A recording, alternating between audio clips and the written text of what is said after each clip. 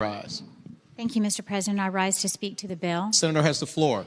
I'd like to address just a few of the issues here and support the bill. I will mention there is an exception to COPN that was passed in the last few years, and it was for the Little Sisters of the Poor right here in Richmond, Virginia. And that has gone a long way to sustain that charity here in Richmond and has made a real difference and could never have been achieved with the current regulations that are in place.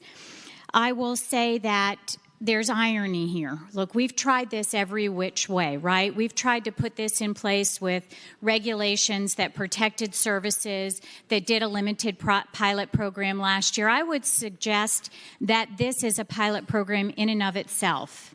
We've got a couple of things going here. To address the birth issue, those units are not self-sustaining, not only because of cost, but because the volume does not allow them to reduce liability and be safe, as you alluded to. So on the one hand, you're saying we have to sustain and support birth centers because they're so small and they're struggling, but we can't support a NICU because it's too small and struggling. It's just an inconsistent way of thinking.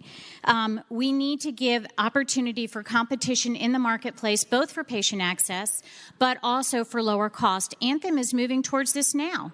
We're going to have a new demand for outpatient services instead of inpatient services, and in many of these locations, we are not going to be able to meet capacity.